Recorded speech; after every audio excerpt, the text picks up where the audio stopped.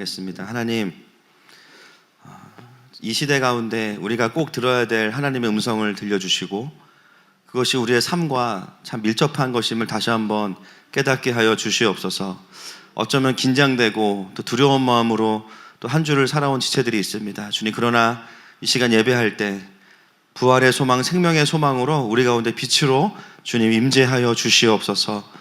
주님께 맡겨드리며 예수님의 이름으로 기도합니다. 아멘. 예, 오늘 창세기 25번째, 25번째 시간이고요. 심판보다 큰 탄식이라는 말씀의 제목으로 함께 좀 보려고 합니다.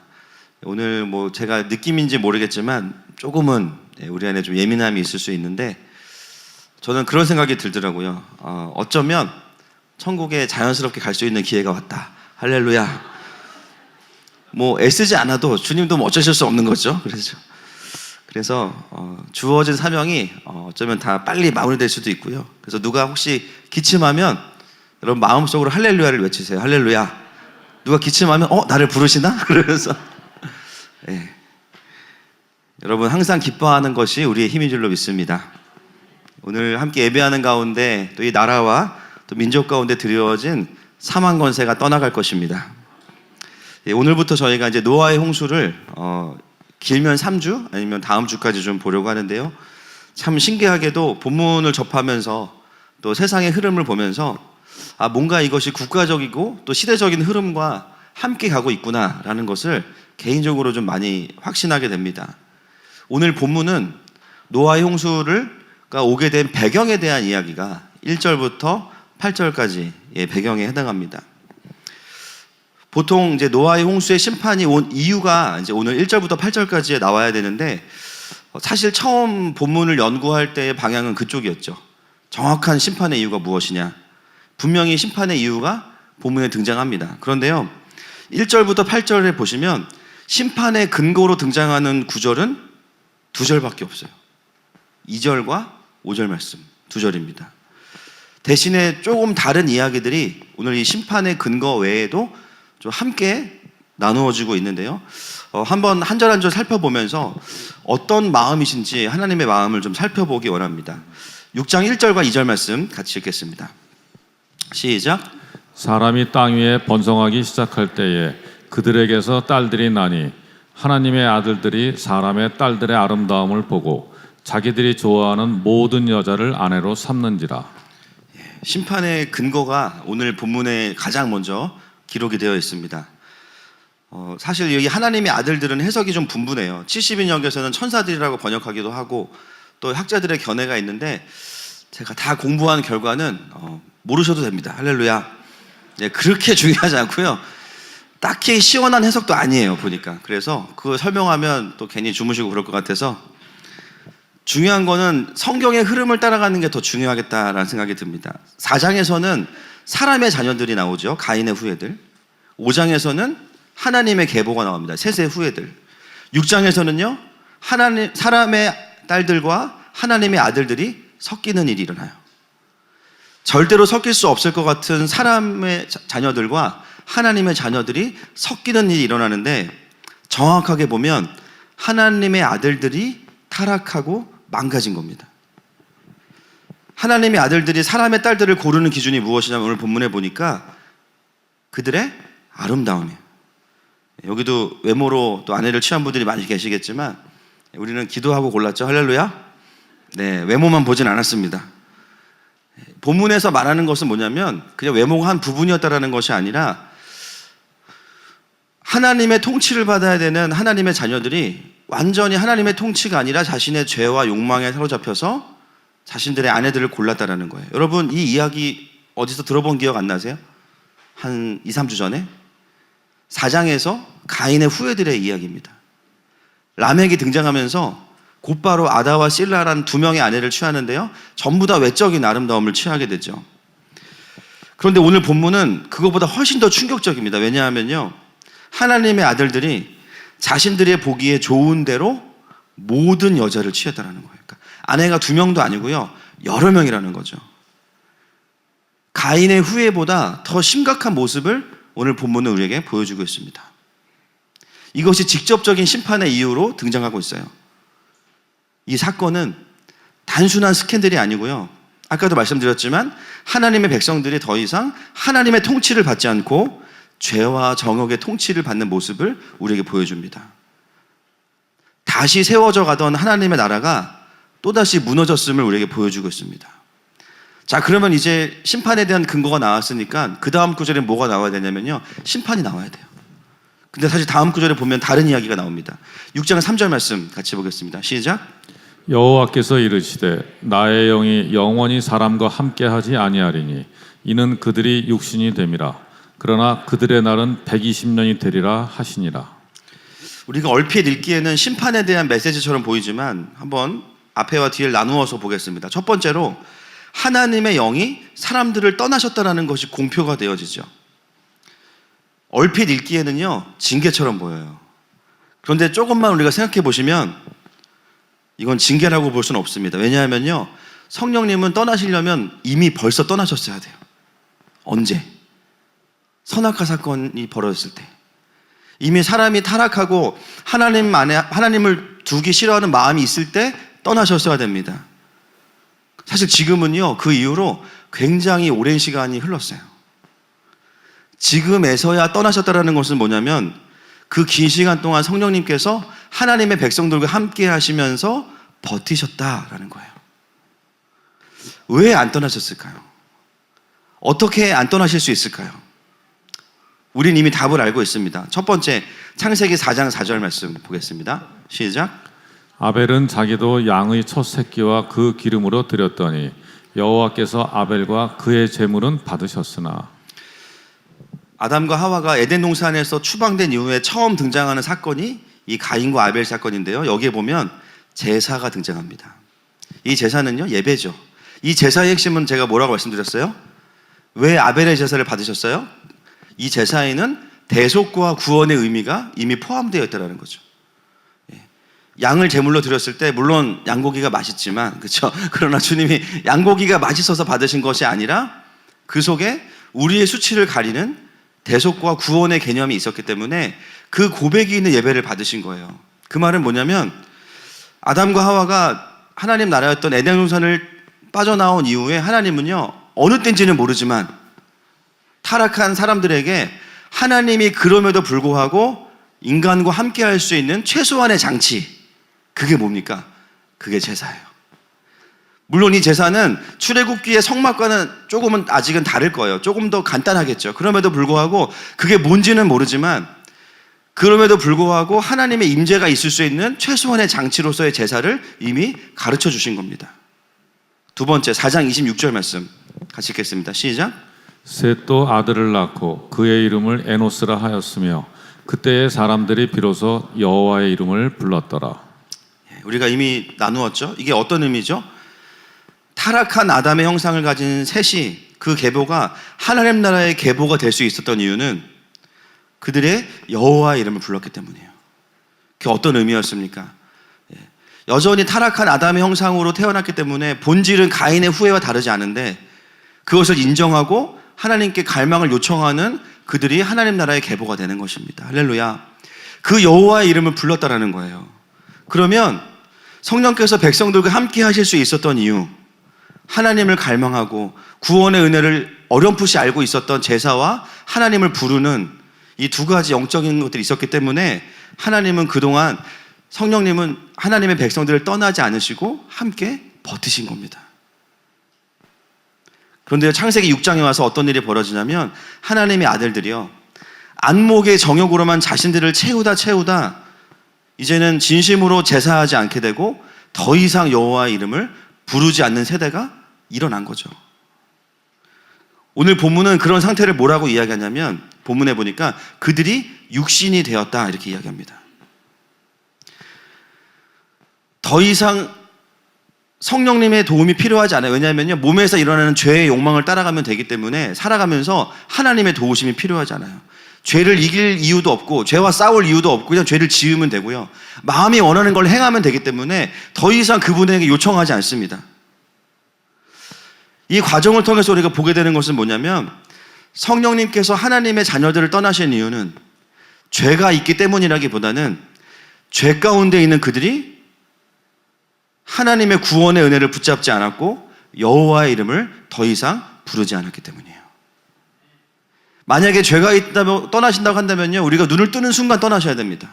우리의 마음속에는 수많은 죄된 생각이 지나가기 때문이에요.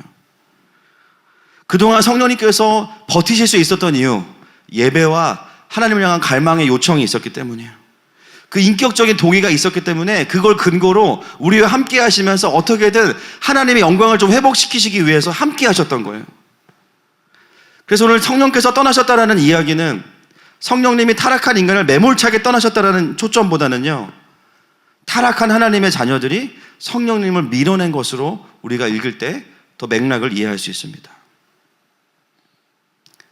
저는 그래서 묵상하다가 그 떠나시는 성령님의 표정을 상상해 봤어요. 어떤 표정이셨을까? 우리가 본문을 잘못 읽으면 어우 더러워, 빨리 내가 도망가야지. 근데 그런 표정이 아니라 눈물을 머금고 내가 반드시 다시 와서 너희들을 도와줄 거야. 조금만 기다려. 그 표정으로 떠시는 성령님이 저는 본문 안에서 상상이 됐습니다. 그리고 그 성령님은요, 다시 예수님과 바톤 터치를 하시고 초대교회 위에, 우리 위에 오셨습니다. 할렐루야. 우리가 그런 차원에서 이것을 우리에게 좀 적용해 보면 좋을 것 같아요. 여러분, 다시 오신 성령님은 우리가 그리스도를 영접했을 때 우리 안에 들어오셨습니다. 할렐루야. 그분은 우리를 떠나시지 않아요. 약속하셨어요. 내가 세상 끝날까지 너희와 항상 함께 하리라. 예수님의 그 약속을 누가 지키시냐면요, 예수의 영이신 성령님께서 오셔서 우리와 영원히 함께 하십니다. 그래서 우리가 성령님과 이별하는 것은 불가능해요.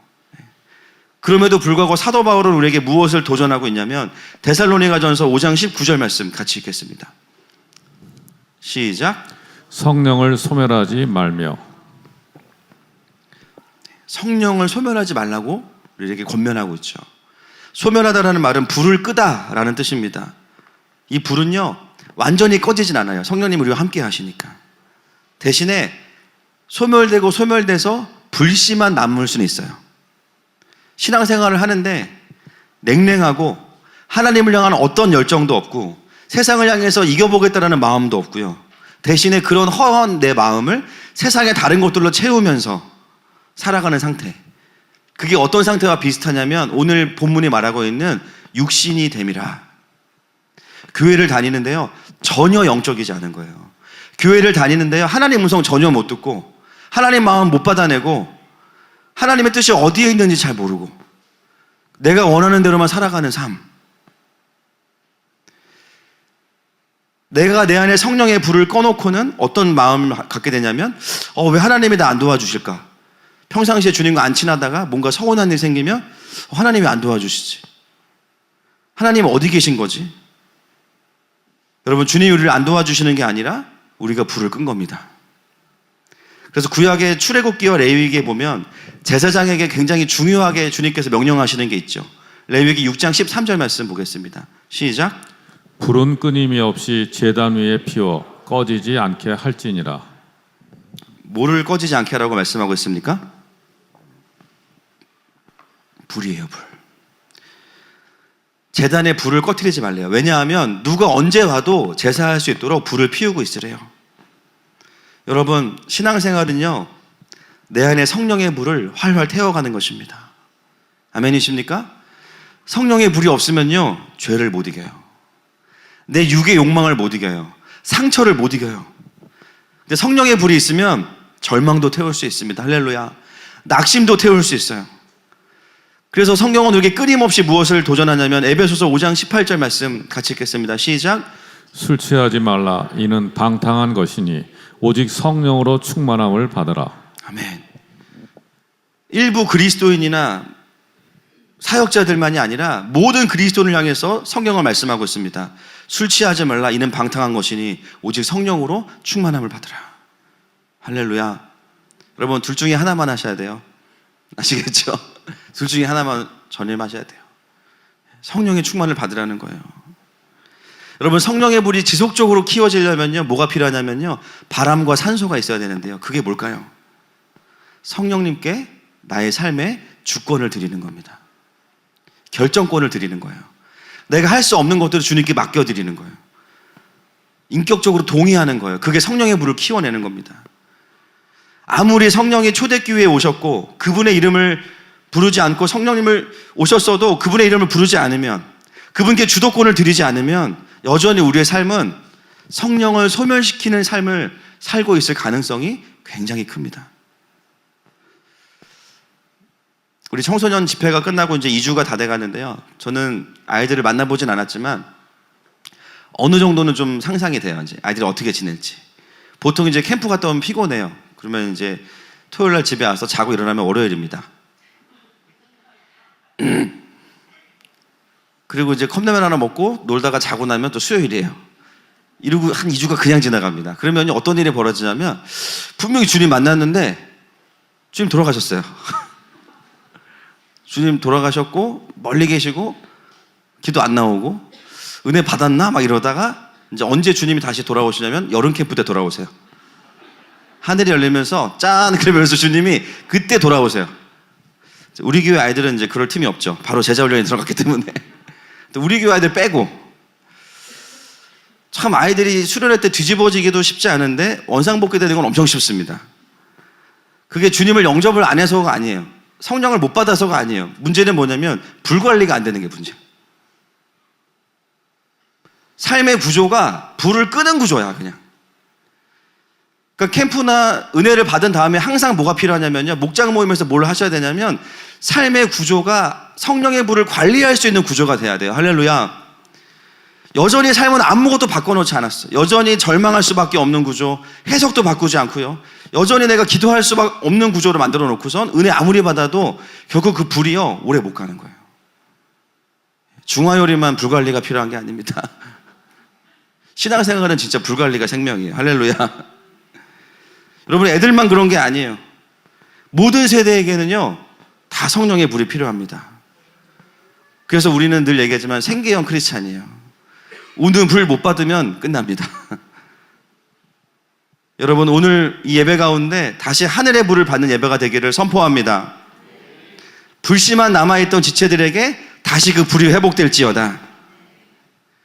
그래서 오늘 이 3절에서 말하는 성령께서 떠나셨다는 개념은 징계로서의 개념 이전에 굉장히 오랫동안 우리와 함께 버티셨다는 거예요. 이제서야 떠나셨다는 거예요. 자, 그 다음 3절 나머지 부분. 그러나 그들의 날은 120년이 되리라 하시니라. 3절 후반부에 보시면요, 그들의 날이 몇 년이 된대요? 100.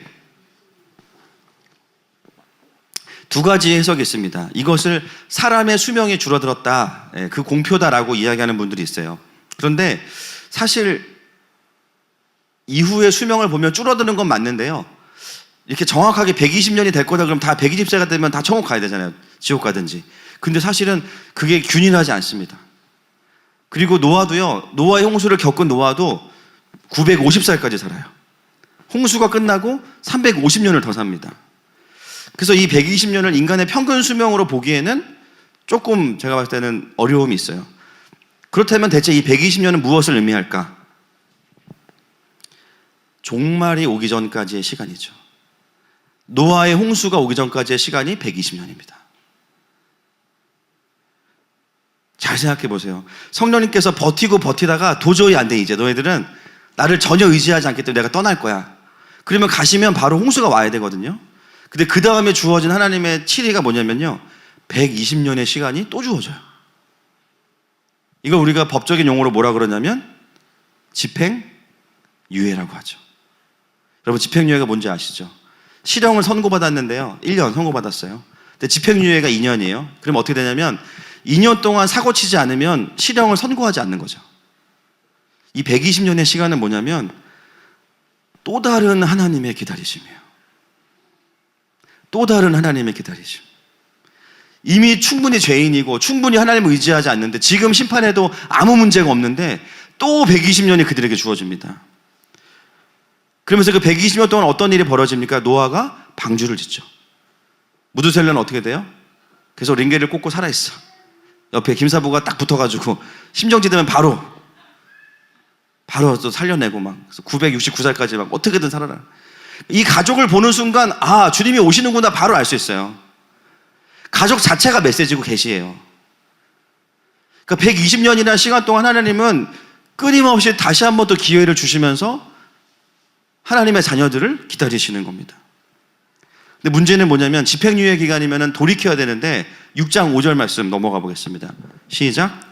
여호와께서 사람의 죄악이 세상에 가득함과 그의 마음으로 생각하는 모든 계획이 항상 악할 뿐임을 보시고. 집행유예 기간 동안에 더 악해진 거예요. 근데 얼마나 악해졌냐면 사람의 죄악이 어디에 가득하다고 합니까? 세상에 가득해요. 이미 눈에 보이는 열매들, 죄의 열매들이 가득하고요. 더 최악은 뭐냐면 그의 마음으로 생각하는 모든 계획이 항상 악하다. 이 항상 악하다는 표현이요, 내가 누구를 죽여야지, 내가 돈을 훔쳐야지 이런 게 아니라 그 마음속에 하나님이 없는 거예요. 그냥 하나님이 주인이 아니신 거예요. 그러니까 생각하는 것마다 내 몸이 원하는 거, 내 야망이 원하는 거, 다른 사람의 것을 빼앗아 오는 거, 끊임없이 하나님이 없는 채로 살아가는 사람들이 전부라는 거죠. 현실도 이미 죄의 열매가 가득하고 사람의 마음도 악으로 가득 찼기 때문에 더 이상 기대할 것이 없는 상태가 그 집행유예 기간 동안에 이 땅에 있는 백성들의 상태였습니다. 더 이상 자정작용이 불가능한 상태에 도달하게 된 거죠.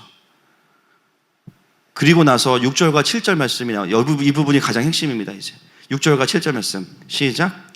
땅 위에 사람 지으셨음을 한탄하사 마음에 근심하시고 이르시되 내가 창조한 사람을 내가 지면에서 쓸어버리되 사람으로부터 가축과 기는 것과 공중의 새까지 그리하리니 이는 내가 그것들을 지었음을 한탄함이니라 하시니라. 아멘. 여러분, 성경에 하나님의 마음을 이렇게 정말 죄송합니다, 민낯을 드러내는 본문이 몇 개 없습니다. 그런데요, 그 중에 가장 강력한 본문이 오늘 이 본문이에요. 보통 주님이 포커페이스셔가지고요 성경을 깊이 연구해야 되는데요, 여기는요 그냥 표정이 다 드러났어요. 6절과 7절에 두 번 나오는 단어가 무엇입니까, 여러분? 한탄이에요. 한탄. 한탄하다, 탄식하다. 두 번에 걸쳐서 한탄이 나오는데요, 하나님의 심판 계획은 어디에 위치하냐면 한탄과 그 다음 한탄 사이에 하나님의 심판이 들어있어요. 탄식과 탄식 사이에 하나님의 심판이 들어있는 거예요. 본문의 구조 자체가 우리에게 던져주는 메시지가 있습니다. 여러분, 하나님의 심판은 오랜 기다림과 하나님의 깊은 탄식 속에 들어있는 거예요. 하나님의 공의는 하나님의 강력한 사랑 안에 들어있는 거예요. 처음 제가 이 본문을 연구하려고 했던 방향은요, 명확한 심판의 포인트였습니다. 그래야 우리가 살 수 있으니까. 맞아요. 그런데 본문을 연구하면 연구할수록 그 방향으로 본문이 인도하지 않아요. 하나님 이렇게 여러 가지를 말씀하시는 의도가 무엇일까? 하나님 단순히 내가 너희 심판할 거야, 이것 때문이야, 이 말씀하시고 싶은 게 아니라 탄식 가운데 심판할 수 없는 하나님의 그 마음을 우리와 나누기 원하시는 거예요. 여러분, 오늘 본문을 우리가 정확히 읽고 나면 사실은 심판을 대하는 우리의 태도가요 달라질 수밖에 없습니다. 벌써 또 코로나 바이러스 때문에 많은 분들이 또 종말이다, 심판이다 이런 이야기들이 많이 돌고 있죠. 정말 심각합니다. 지금 전 세계적으로 뿐만 아니라 미국에서도 지금 뭐 독감이 유행인데 1,500만 명이 걸렸고요, 8,200명이 이번 겨울에 죽었다고 합니다. 미국도 이런 일이 이례적이라고 말합니다. 세계에서 가장 큰 두 나라에 치명적인 전염병이 돌고 있고 또 우리나라에도 그것들이 또 영향을 미치고 있습니다. 여러분, 일단 하나님의 백성들에게 우연은 없습니다. 맞습니까? 네, 우연 없어요. 모든 게 하나님의 주권 아래에 있어요. 사실 1차적으로 이 바이러스의 원인은 뭐 박쥐나 생쥐를 사람이 산채로 먹어서 생겼다라는 얘기도 있고, 또 어떤 분들은 바이러스 개발하다가 퍼졌다라고 말하는 이야기도 있는데요, 핵심은 뭐냐면 결국 인간의 죄성으로부터 일어난 일입니다. 하늘에서 바이러스가 내려온 건 아니에요. 사람의 식탐이든 사람의 어떤 전쟁에 대한 부분이든 사람의 죄성으로부터 일어난 열매입니다. 당연히 이런 상황은 축복으로 주어진 것은 아니겠죠. 그렇다면 분명한 하나님의 메시지는 있어야 돼요. 우리가 전부 파악할 수 없지만 결국 핵심은 뭐냐면 심판은 명확하게 죄에 대한 하나님의 반응이세요. 그 땅에 하나님이 보시기에 다룰 만한 죄가 있으신 거죠. 근데 중요한 건 뭐냐면요, 하나님의 징계가 오는 과정에서 하나님의 마음이 무엇인지를 봐야 됩니다. 하나님의 자녀들은 어떻게 반응해야 되는가? 항상 이런 일이 벌어지면 두 그룹으로 나누어집니다. 정죄론, 이런 죄가 있고 하나님의 심판이 임했다. 여러분, 양쪽 다 틀린 거 아니에요. 사실 분명한 죄의 지점이 있어요. 또 한쪽은요, 하나님 사랑의 하나님이야, 그럴 리 없어, 무조건 그들을 위해서 기도하고 그 병을 빨리 낫게 해달라고 기도하자. 그것도 하나님의 마음일 수 있어요. 오늘 본문은 사실 조금 더 깊은 이야기를 우리에게 던지고 있습니다. 그래서 어떤 분들은요, 너무 이 정조론에 빠져 있다 보니까 미국을 싫어하는 분들은요, 미국의 독감을 보면서 쌤통이다, 하나님이 벌 내리셨다. 중국을 싫어하는 분들은 그런 중국을 보면서 쌤통이다, 교회를 핍박하더니 잘 됐다. 또 전혀 상관없는 일본을 싫어하는 분들은요, 미국 독감, 중국 독감 다 일본으로 모여라. 의문의 일패. 또 아까 얘기했지만 어떤 사람들은 그냥 자연재해다, 병을 멈춰달라고 기도하자, 하나님 사랑의 하나님이시지 않냐. 두 그룹 다 50점입니다. 왜냐하면요, 진짜 하나님의 마음을 더 깊이 물어봐야 돼요. 제가 오늘 본문을 보면서 참 기가 막혔습니다. 여러분, 사실 하나님의 심판은요, 하나님의 공의 가운데 임하는 거기 때문에 우리가 기도한다고 막을 수 있는 건 아니에요. 맞습니까? 막을 수 있는 건 아니에요. 그냥 하나님의 심판이 올 때 우리가 보이는 반응은 회개가 살 길이에요. 정죄가 아니고 회개. 지금 중국교회 상황을 아침에 좀 들어봤는데, 김세평 전사님, 왕신신 사모님 같은 경우는 일주일 전부터 감기 기운이 있으셔가지고 격리 치료를 받으셨대요. 그리고 이제 확인해 보니까 바이러스는 아닌 걸로 이제 판명이 났고요. 또 중국 신학교는 2월달 입학은 연기가 됐어요. 그리고 지금 중국에 있는 교회들은 아예 모이지 못하고 있습니다. 어떤 상황이냐면 중국에 있는 크리스찬들은요, 각자가 1대1로 하나님 앞에 엎드려야 되는 상황이에요. 여러 가지 원인들이 있을 수 있지만, 그러나 제가 기도하는 것은 뭐냐면요, 재앙을 멈춰달라, 뭐 그런 기도 할 수도 있겠죠. 그것보다 더 빠른 길은 뭐냐면 하나님의 레슨 포인트를 듣는 거예요. 하나님의 마음을 구하는 거죠. 그리고 회개할 것이 있다고 말씀하시면 회개하면 됩니다. 하나님의 얼굴을 구하는 게 더 중요한 거예요. 각 나라마다 분명히 하나님께 들어야 될 메시지가 있을 거예요. 그런데 오늘 본문에서 말씀하시는 가장 중요한 포인트는 뭐냐면, 하나님은 인간을 심판할 수밖에 없는 그 하나님의 마음의 깊은 탄식을 누군가와는 나누기 원하신다는 거죠. 오늘 본문의 하나님은 죄송하지만 분노하시는 하나님이 아니에요. 엄청 속상해 하시는 하나님이에요. 그 깊은 탄식을 우리가 다 받아낼 수 없을 정도로 2번이나 깊은 탄식을 하시는 하나님이 오늘 본문에서 우리가 만나게 되는 하나님이십니다. 그렇다면 그것이 우선적으로 하나님의 백성들이 들어야 되는 음성이에요. 이 탄식이라는 단어가 나함이라는 단어입니다. 따라해 보겠습니다. 나함. 여러분, 이 발음을 잘 기억하세요. 이 뜻은 탄식이에요. 그런데 오늘 본문에서 이 탄식을 듣는 한 사람이 등장하는데 누구입니까? 노아입니다. 8절 말씀 시작. 그러나 노아는 여호와께 은혜를 입었더라. 직역하면 노아는 여호와의 눈에서 은혜를 발견하였더라. 노아가 여호와의 눈에서 은혜를 발견했다라는 것은 무슨 말이냐면 결국은 하나님의 탄식을 받다라는 거예요. 하나님의 표정이, 이게 심판이 얼마 안 남았으면 환한 표정이셔야 되는데 그가 본 하나님의 표정은요, 슬픔이에요. 깊은 슬픔이에요. 어떻게 하면 심판을 미룰 수 있을까? 어떻게 하면 계속 기회를 줄 수 있을까? 어떻게 하면 끝까지 같이 갈 수 있을까? 미루다 탄식 가운데 오는 그 심판, 그 하나님의 깊은 절망과 탄식, 그게 바로 나함이라는 동사인데요, 똑같은 자음으로 되어 있는 동사가 노아라는 이름입니다. 노아, 같은 자음이에요. 들으면 연결돼요. 근데 노아의 이름의 뜻은 뭐냐면, 따라하겠습니다. 위로예요. 본문은 우리에게 이것을 이야기합니다. 하나님의 탄식과 그 하나님을 위로하는 한 사람, 그 사람이 바로 노아라는 거예요.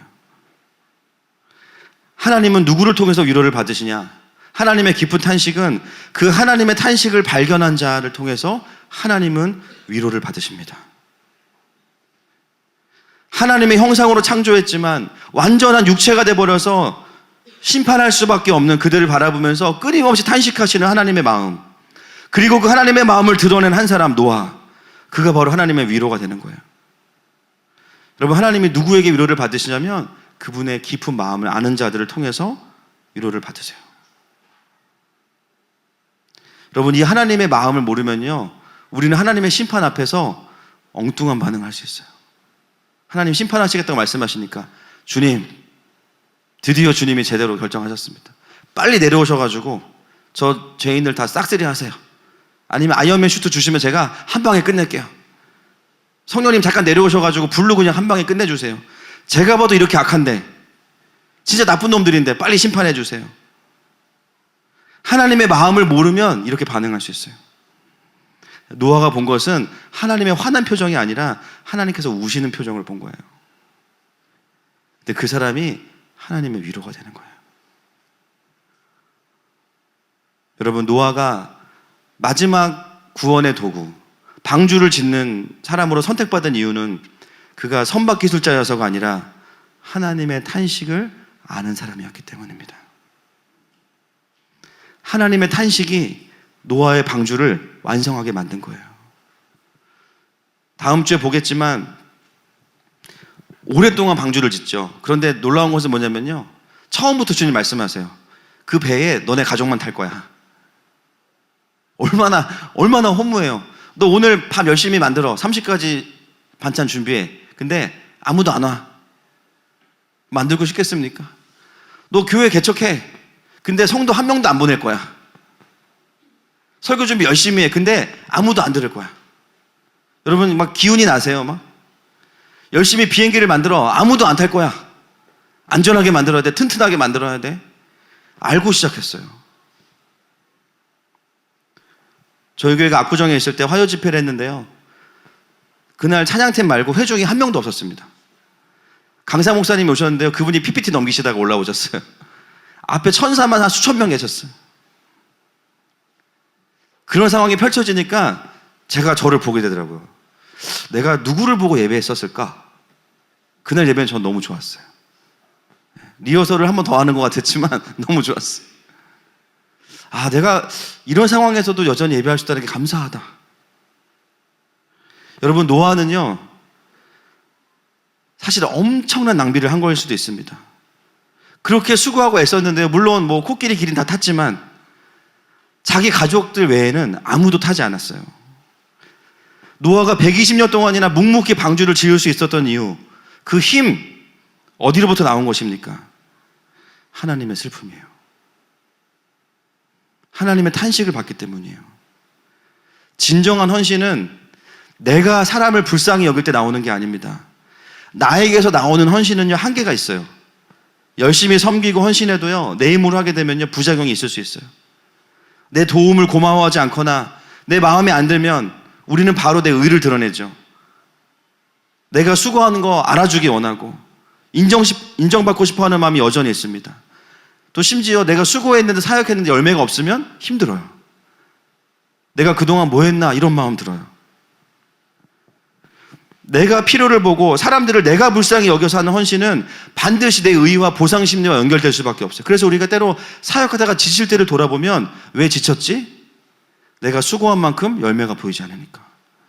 내가 애쓰고 수고했는데 나처럼 하는 사람이 없으니까.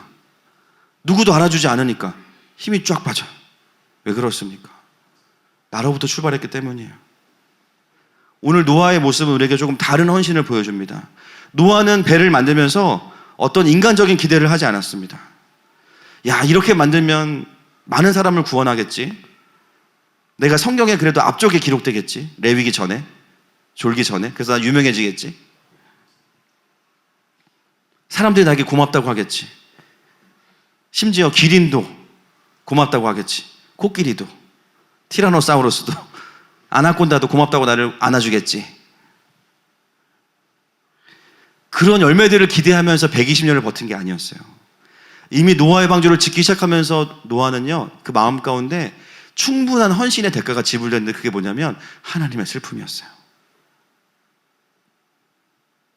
저렇게 하나님이 아파하시고 힘들어하시는데 아무도 안 탈지언정 나는 배 지을 거야. 죄송하지만 영혼에 대한 안타까움이 아니었어요. 하나님에 대한 안타까움이었어요.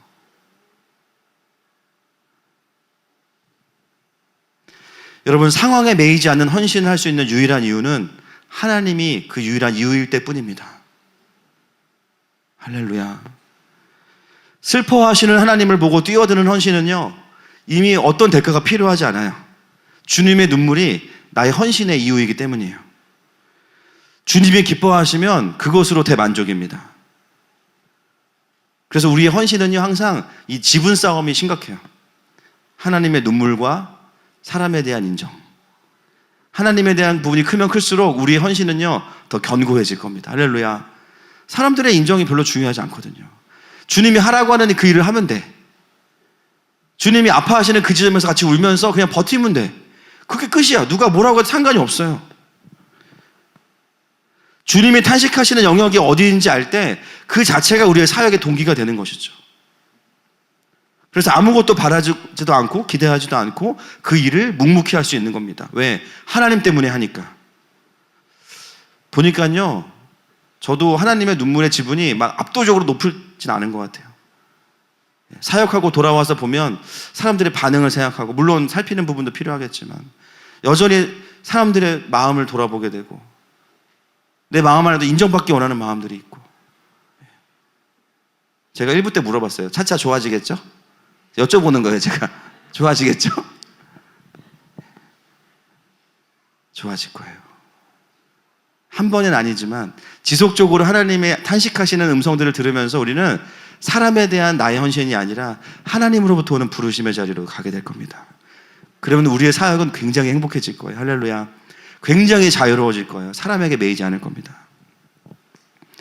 반대라면 피곤해지겠죠. 이 사람 저 사람 보이는 상황들 피곤해집니다. 오늘 우리 가운데 온전한 헌신이 회복될지어다. 노아는요, 왜 위로였냐면 하나님의 그 깊은 심판 뒤에 있는 긍휼함을 쿡 찔렀기 때문에 하나님은 그를 향해서 너는 나의 위로다라고 말씀하신 거예요. 제가 자주는 아니지만 아주 가끔 아이들을 훈육합니다. 주로 이제 엄마가 훈육을 잘하기 때문에 저는 하지 않습니다. 저는 분노 조절 장애가 있기 때문에. 분노 조절 장애 아시죠? 분노를 표현 못하는 분도 장애가 있으신 거예요. 나는 화를 한 번도 못 낸다. 장애가 있으신 거예요, 그것도. 그리고 우리 그 보통 이제 쓰는 분노 조절은 10만 내야 되는 분노를 2만 막 이렇게 되잖아요, 그죠? 그게 이제 분노 조절 장애인데, 저는 이제 저도 후자에 속하는 사람이니까, 그날 제가 작년 여름인데 기억은 잘 안 나지만 우리 주로 이제 저희 훈육을 받는 친구는 이제 저와 비슷하게 생긴 둘째인데, 누가 봐도 이걸 잘못한 거예요. 누가 봐도. 그래서 이제 화를 냈죠. 근데 이제 화를 과하게 냈죠. 분위기가 너무 안 좋았고, 저희 분노 조절 장애로 인해서 둘째는 사망 직전에 어떤 그런 죽음의 두려움을 느꼈습니다. 그래서 이제 막 울려고 준비를 시동을 거는데 누가 들어왔냐면 이제 옆에 있던 은율이가 탁 들어온 거예요. 이 녀석이 뭐라 그러냐면, 뭐라 그랬을까요? 생각해 보세요. 아빠, 내가 보니까 서율이가 잘못했네. 더 혼내, 더 혼내, 더 혼내주세요. 그랬을까요? 뭐라고 말했냐면, 제가 기억이 나요. 아빠, 일단 그만. 딱. 그리고 나서 뭐라 했냐면, 서율이가 모르고 그런 거예요. 그리고 잘못했다고 지금 이야기하잖아요. 내가 보니까 아빠 그렇게까지 화낼 일은 아닌 것 같아. 목사가. 그 다음 말이 대박이에요. 아빠, 빨리 방에 가서 하나님한테 마음 드리고 와요.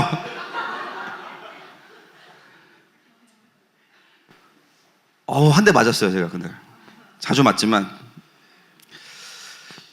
여러분 자녀들이 그럴 때 있으시죠? 그럴 때 어떤 마음이 드십니까? 막 화가 나세요? 어디 이게 첫째가 그냥 버릇없이 그냥 아빠 편 들어야지 막. 그런 마음 드세요? 그런 분들 회개하세요. 제가 그 얘기를 듣는데 화가 풀렸어요, 그냥. 나중에 그걸 복기를 하는 거예요. 내가 왜 화가 풀렸을까? 생각해 보니까, 그래, 내가 서율한테 화를 내는 게 나의 어떤 그 포인트가 있지만 사실 나의 깊은 마음 가운데는 여전히 자녀를 향한 긍휼함이 있거든요.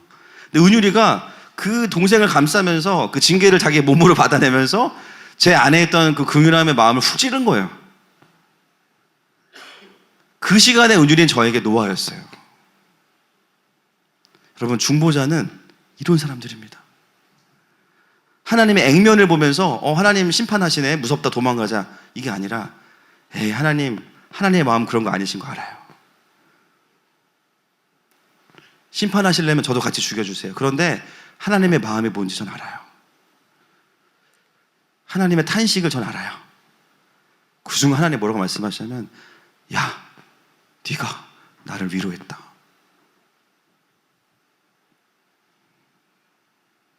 이 땅에 죄가 가득 차거나 마지막 때가 되면요, 당연히 공의의 주님이시기 때문에 심판은 옵니다. 그건 우리가 받아들여야 되는 거예요. 우리가 막을 수 있는 게 아니에요. 그러나 그 과정에서 하나님 우리에게 원하시는 게 있어요. 제일 먼저 원하시는 거. 그 심판이 어떻게 오는지 하나님의 마음을 좀 보기 원하시는 거예요.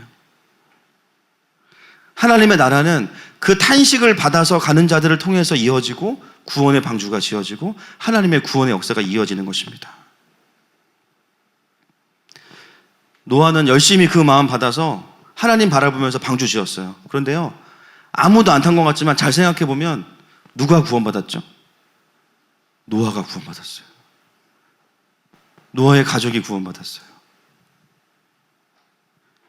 내가 주님의 눈물을 바라보면서 주님을 섬긴 것 같고 다른 사람들을 도운 것 같은데요, 돌아보면, 헌신하고서 나서 돌아보면요, 결국 누가 그 생명을 누렸냐면 내가 누렸어. 할렐루야. 그것이 하나님께서 기뻐하시는 헌신의 모델입니다. 나 1년 동안 했는데 그냥 지겨워, 전화하지 마세요, 이게 아니에요. 제가 너무 감사한 게 우리 성도분들이 1년이 지나고 나면 각자의 섬김의 자리에서 해주시는 고백들이 있어요. 목사님, 제가 더 은혜 받았습니다. 어제도 권사님들 모여서 식사하고 얘기하는데 막 이런저런 얘기하시고 결론은 뭐냐면, 목사님, 제가 더 잘하겠습니다. 다들 그러시는 거예요.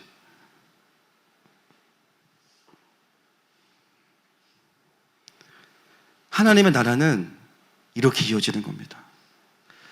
지금 코로나 바이러스 때문에 오늘 아무도 안 오실 줄 알았는데 왜 이렇게 많이 오셨습니까, 여러분? 제가 제일 위험한 사람인 거 아시죠? 중국과 긴밀한 사람이기 때문에. 가까이 오지 마세요. 어쩌면 고민하셨던 분들 계실 거고, 사실 뉴스에서 이렇게 안심하라는 얘기 별로 못 하잖아요. 사실 상황이니만큼.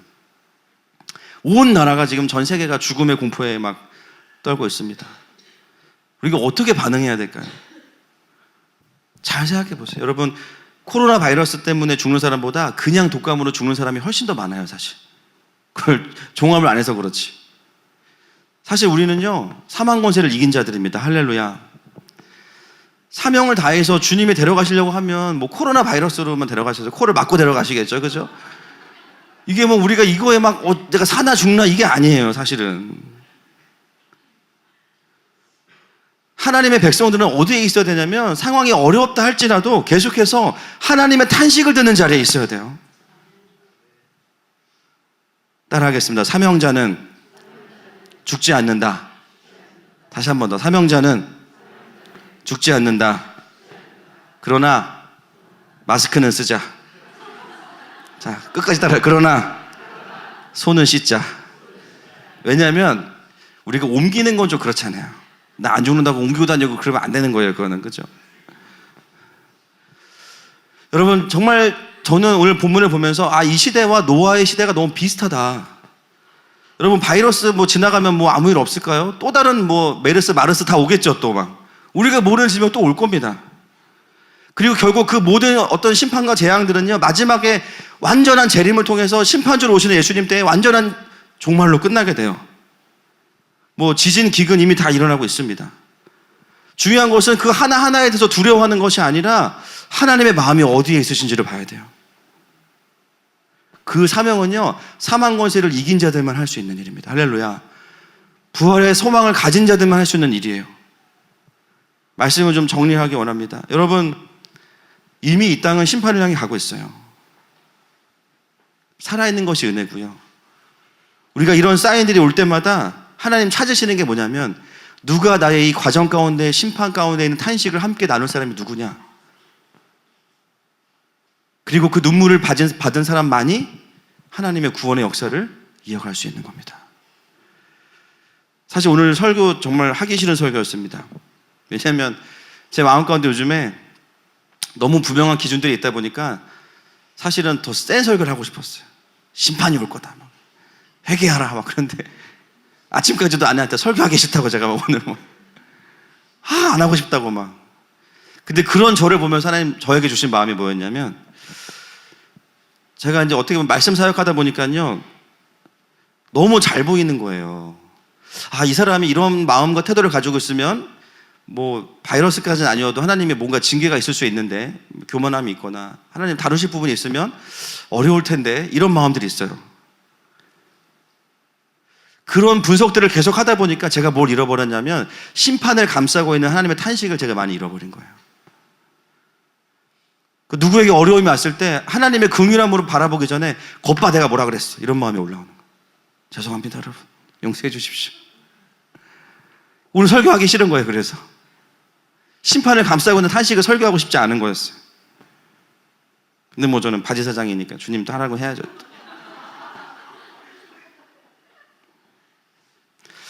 때로 너무나 분명한 징계의 길로 가는 사람들을 바라보면서, 우리 교회 성도들 없고요, 하여튼 바라보면서 하나님의 탄식보다는 심판과 공의에 대한 마음이 제 마음속에 더 많이 일어날 때가 있습니다. 그런데 오늘 주님 뭐라고 말씀하시냐면, 성모가 그 마음으로는 방주를 끝까지 못 지을 거야, 이렇게 말씀하시더라고요.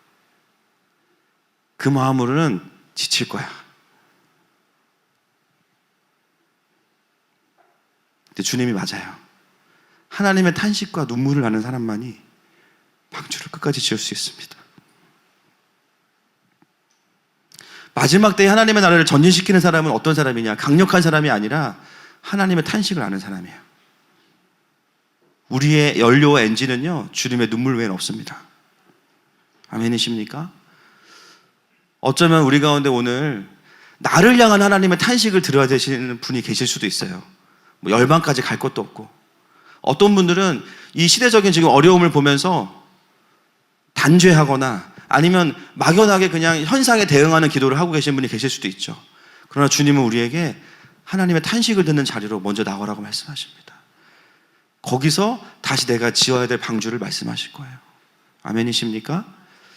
사랑하는 여러분, 이 시간에 함께 우리가 그 주님의 초청 안으로 함께 들어가십시다.